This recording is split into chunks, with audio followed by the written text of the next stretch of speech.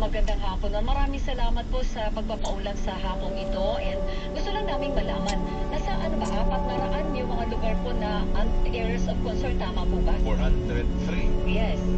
Kahapon po ma'am ay naglabas po ang COMELEC po ng official and official list po ng mga election na areas of concern. At tama po kayo ma'am, 403 na towns and cities nationwide po ang nakasama po sa listahan. At 188 po dyan ay nasa yellow category, 177 po ang nasa orange, at 38 naman po ang nasa red category. Okay, ma'am, linawin muna natin, ano ba yung pagkakaiba yung mga kategorya nyo? Pag isang lugar ay nasa yellow, nasa sa orange, at saka nasa red category. Yes po. Actually ma'am, 4 po yan na category. Yung green po, yung mga areas na wala po tayong security concern. At marami po yan, nasa 1,239 po yung mga areas na wala po tayong security concern. Yung yellow category po ma'am, yan pong lugar po na yan ay mapapasailalim po sa yellow kapag meron na po tayong naitala na mga suspected election-related incidents in the last election po. Provided po na ito pong mga incidente po na ito ay ang mga perpetrators po ay hindi po mga grupo po ng mga communist terrorist group at local terrorist group. At syempre po ay meron po tayong namomonitor sa existence po ng mga partisan at political and partisan rivalry po doon po sa mga kandidato at kanila po mga supporters po. At syempre po yung posible po na pag-employ po ng mga partisan at private armed forces at sino man pong kandidato po sa lugar. At meron na po tayong naitala na mga insidente po ng mga politically motivated incidents sa current election period po natin. At ang lugar po na yun ay dati na po napasailalim at nag-COMELEC po. So lahat po ng mga areas po na yun na papasok po dito ay papasok po doon sa yellow category po. Yung sabi niya, General, na 2 eleksyon ang lumipas, may mga suspected na mga insidente na may kinalaman sa eleksyon. Yung 2 eleksyon tumaan, may barangay tayo, sabog kasama. Dito, choke points, bottleneck. Na-mention yung po noong October ay nagkaroon po ng PNCE at noong 2020 po ay nagkaroon po tayo ng national including presidential election. At noong 2019 po, kung comparison naman po yung titignan natin at tinitignan po natin na mag-uubutan po natin ang comparative statistics yung 2019 and 2018 kasi po, iba po ang PNCE in terms of level po ng mga kandidato. So, tinitignan po natin yan yung immediately preceding midterm election po. Midterm and presidential Galing nila, oh. Yung mga reforma. Ayun, pinasikip na talaga. Hindi pala yun pinagbabasehan. Kunyari, ngayong panahon lang ito, may nangyaring karahasan.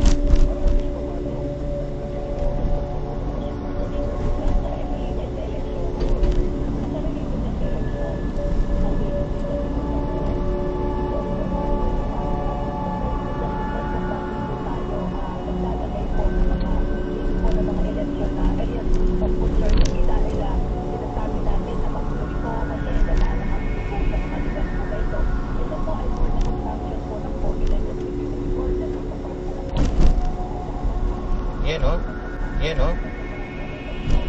Sige po, 3 lanes lang. Pero bubuka na rin yan. Saglit lang. Yan o.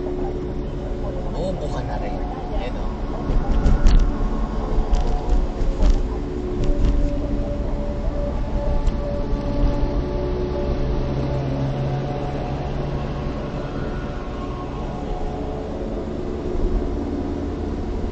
Sasarap na po.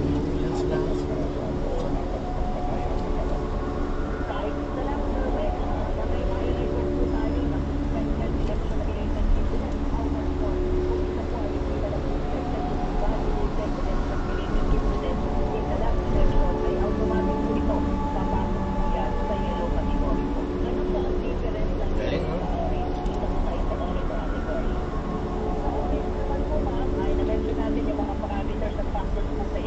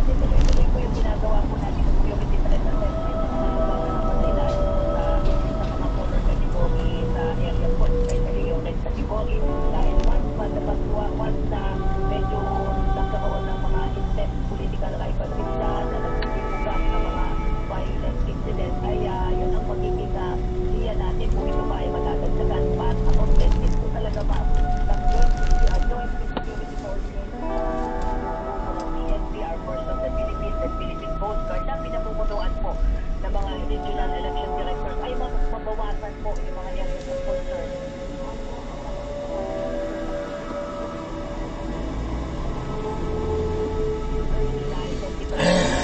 Para ma-address po yung mga tinatawag po natin mga election risk factors para maaga pa lang ay hindi na ma-influenza itong mga risk factors ng ating election. Pag nasa red category, ano yung latag na seguridad sa mga lugar na ito? Anong preparasyon? Yes.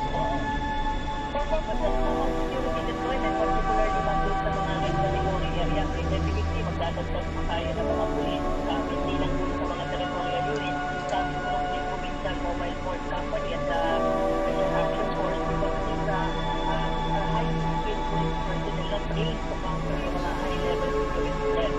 Siyempre, mga yung ating armed forces of the Philippines, as always, ay lagi po dyan na pupumit na mag-provide po ng augmentation teams at units, particularly ma'am, doon sa may areas na may monitor po tayo ng presence po ng mga communist terrorist groups at combatants. In general, pagdating mo naman sa mga, kasi syempre, ang area already yan, matindi ang tawag dito, ang rivalry. Ang mga politiko, paano yan? Pwede ba sila magdagdag ng seguridad? Bibigyan mo ba sila ng seguridad? Or kontrolado ang bilang ng kanilang seguridad? Yung kailangan ba silang dumaan sa inyo para magdagdag ng security or pwede silang mag-hire privately na sarili nilang security? Hindi po ma'am, ang po doon, No. nilabas po na resolution po ng government. No.